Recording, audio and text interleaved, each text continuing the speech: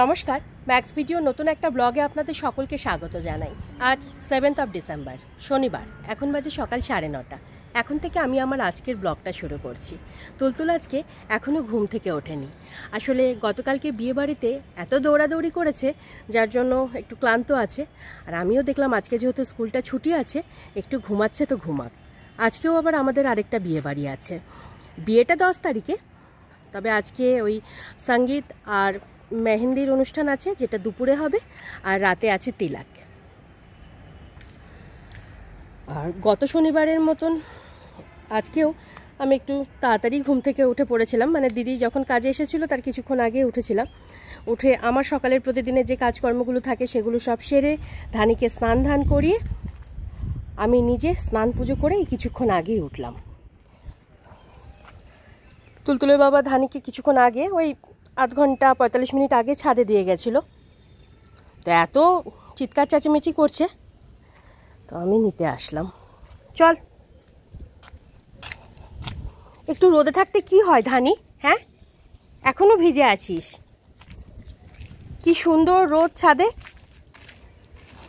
থাক একটুখানি, তা থাকবে না। তখন ধানিকে নিয়ে ছাদ থেকে সবেমাত্র নামছি, ঠিক সেই সময় তুলতুলের বাবা খুব ডাকাডাকি করছিলেন। তো তাড়াতাড়ি করে গেলাম, গিয়ে দেখি তুলতুলের ছোট দিদি বাথরুমে পড়ে গেছে। সে কোনো রকমভাবে ওকে তুলে চেয়ারে বসানো হলো। দেখা গেল পায়ে লেগেছে, মানে বা পা অসম্ভব ফুলে গেছে, তার সাথে যন্ত্রণা। তো ঘরে তখন যা ছিল, মানে বড় ভলিনি, মুভ, এগুলো সব দেয়া হলো, কিন্তু তাও যন্ত্রণা করছে, সঙ্গে সঙ্গে তো কমে না। তারপর তুলতুলে বড় মা স্কুলে গেছিলেন, ওনাকে ফোন করা হলো। তো কিছুক্ষণ আগেই তুলতুলের বড় মা, জেঠু, তুলতুলের বাবা তুলতুলের ছোট দিদিকে নিয়ে ডাক্তারবাবুর চেম্বারে গেলেন। তুলতুলে এখনও ঘুম থেকে ওঠেনি, এবার ওকে ঘুম থেকে ওঠাবো। এখন প্রায় 10:30 মতন বাজে।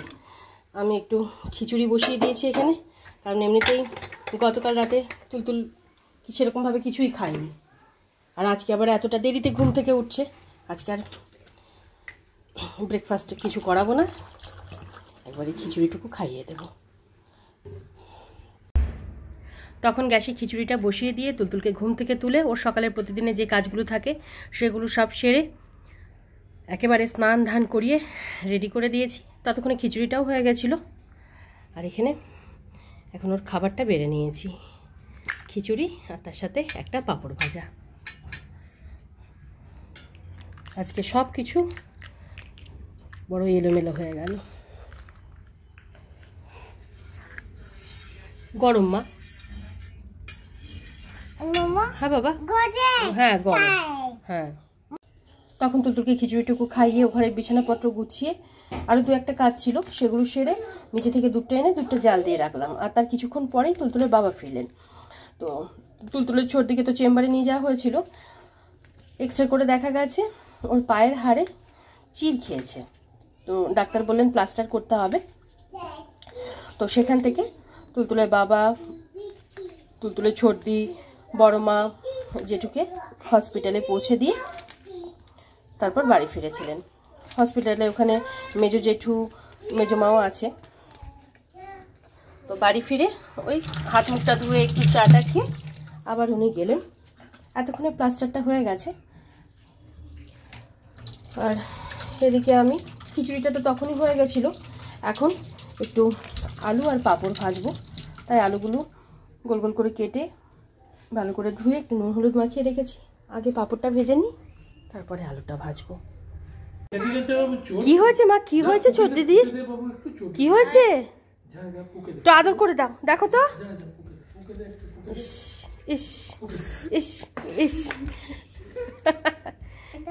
না আচ্ছা ঠিক আছে ঠিক আছে, হ্যাঁ। তখন অনেক ব্যথা করছে। बड़ा पैकेट छोटा धमाका छोटा बड़ा पैकेट, सॉरी छोटा पैकेट, छोटा पैकेट। मेरे पास अभी भी फोन है मम्मी का। चलो मम्मा, चलो माँ, जाबे घर जाएंगे।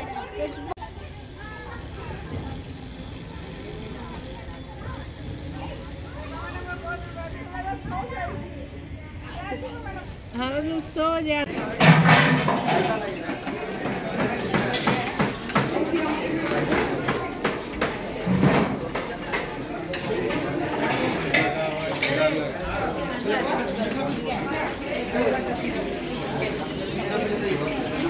এখন বাজে 4টে।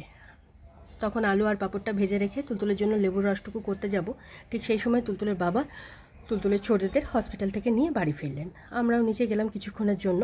আজকে আবার আমাদের দুপুরে ওই সঙ্গীত আর মেহেন্দির জন্য অনুষ্ঠানে যাওয়ার ছিল। তো এমনিতেও অনেকটা দেরি হয়ে গেছিলো, আর তারপর হঠাৎ করে এরকম দুর্ঘটনা ঘটার জন্য মন মানসিকতাও ভালো ছিল না, তাই ভেবেছিলাম যাব না। কিন্তু তুলতুলের বড় মা বারবার করে বললেন যে কিছুক্ষণের জন্য হলেও একটু গিয়ে সবার সাথে দেখা করে আসাটা ভালো। তাই উপরে এসে আমি আর তুলতুল দুজনেই রেডি হলাম, ওদিকে তুলতুলের বড় মাও রেডি হলেন। তো তিনজনে মিলে গেলাম। ততক্ষণে ওদিকে সঙ্গীত আর মেহেন্দির অনুষ্ঠান প্রায় শেষের দিকে। তাও গিয়ে সকলের সাথে দেখা করে একটু লাঞ্চ করে এই কিছুক্ষণ আগেই বাড়ি ফিরলাম। এখন চারিদিকে জামা কাপড় ছড়িয়ে তুলতুল বাবার কাছে শুয়েছে, এতক্ষণ হয়তো ঘুমিয়েও পড়েছে।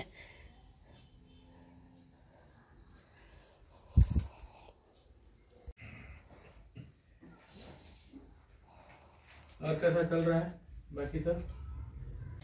Good evening. এখন বাজে 7টা। তখন আমি জামা কাপড়গুলো ভাঁজ করে রেখে বোতলে জল ভরে আরও 2-1টা কাজ ছিল সেগুলো সব সারছিলাম। সেগুলো সারতে দিদি কাজে আসলো। দিদি আজকে 4:30 4:40 নাগাদ কাজে এসেছিলো। দিদির মতন ওদিকে কাজ সারছিল, আর আমি ওই বাকি কাজগুলো সব সারলাম। তারপর ওই 4:45টার দিকে তুলতুলের বাবা গেলেন হাটে। যেহেতু 2 সপ্তাহ উনি বাড়িতে ছিলেন না, তাই হাটেও যাওয়া হয়নি। আমার যা দরকার হতো আমি তো আশেপাশের বাজার থেকে নিয়ে নিতাম। তো উনি হাট থেকে ওই 5:30 5:45 নাগাদ ফিরলেন। আর প্রতি শনিবারের মতন আজকেও 5টা 10-15 নাগাদ তুলতুলের ওই মিউজিক টিচার এসেছিল। কিন্তু আসলে কি হবে, তুলতুল তখন ঘুমাচ্ছিল। তো আমি বসলাম। তবে তুলতুল আজকে ঘুম থেকে ওঠার পরেও বসেনি, মানে 5:45 নাগাদ ঘুম থেকে উঠেই ব্যাস বাবাকে দেখেছে, ব্যাস শুরু হয়ে গেল বাবার সাথে খেলা করা। তো 1 সেকেন্ডের জন্যও বসেনি। তো মিউজিক টিচার 6টা 10-15 নাগাদ বাড়ি গেল।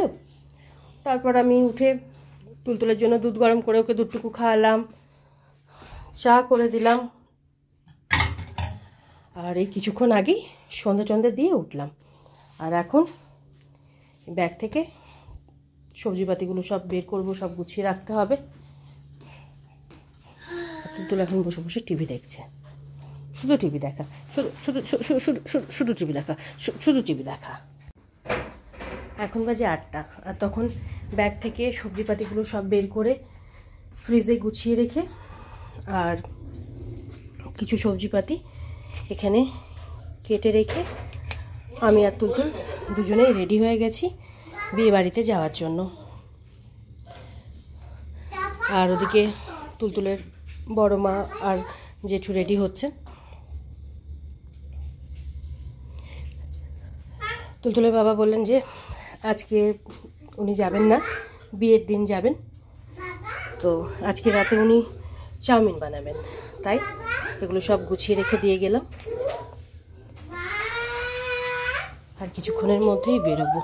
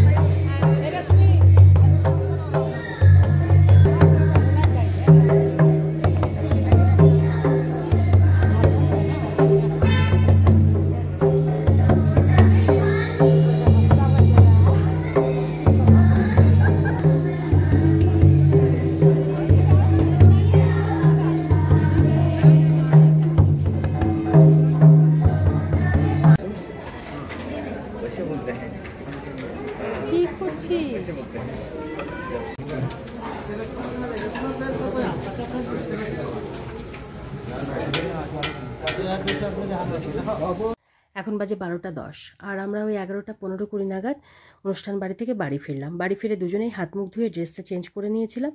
তুলতুল বাবার সাথে তারপর খেলা করছিল, আর সেই ফাঁকে আমি রাতের সমস্ত কাজকর্ম সেরে এ ঘরে এসে রাতের বিছানাটাও করে নিয়েছিলাম। আর কিছুক্ষণ আগেই তুলতুলকে ঘুম পাড়ানোর জন্য বেডে নিয়ে আসলাম। আর গতকালকের মতন আজকেও তুলতুলকে রাত্রেবেলা কিছুই খাওয়াইনি, কারণ অনুষ্ঠান বাড়িতে তুলতুল আজকে একটু ওই পনির চিলি, তারপর চাউমিন, চিজ বল, 2-4 চামচ মতন কোল্ড ড্রিঙ্কস, শসা, গাজর এগুলো সব খেয়েছিল, তাই আজকে আর কিছু খাওয়ালাম না। তবে এই 2 দিন ধরে তুলতুলের খাওয়া দাওয়ায় খুব অনিয়ম হচ্ছে, মানে গতকাল রাত থেকে এই অনিয়মটা শুরু হয়েছে। গতকালকে রাতেও তো ওরকম হলো, তারপর আজকে সকালবেলা তো ব্রেকফাস্ট করলোই না, কারণ অনেকটা দেরিতে ঘুম থেকে উঠেছিল। 11টা, 11:30 নাগাদ তো খিচুড়ি খাইয়ে দিলাম। তারপর দুপুরবেলা তো গেলাম অনুষ্ঠান বাড়িতে। প্রথমে ভেবেছিলাম যাব না,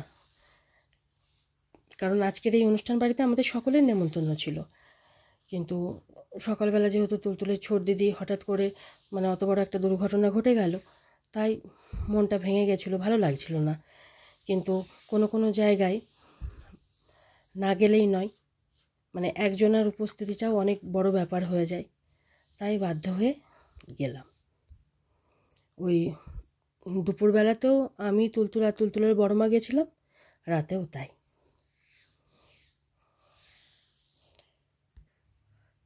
তবে আজকে এই সন্ধ্যেবেলার পর থেকে খুব ক্লান্ত লাগছিল। আসলে গতকালকে তো অনেকটা রাত করে ঘুমানো হয়েছে, তারপর আজকে আবার একটু সকাল সকাল ঘুম থেকে ওঠা হয়েছে, তারপর সারাদিনই এরকম একটা দুশ্চিন্তা, তারপর ভাগদৌড় এগুলো সব হয়েছে, যার জন্য আর ভালো লাগছে না। তার সাথে ক্লান্তও লাগছে। আর তুলতুল তখন থেকে সেই একবার এদিক একবার ওদিক এই করে যাচ্ছে, এর চোখে সহজে ঘুম নেই।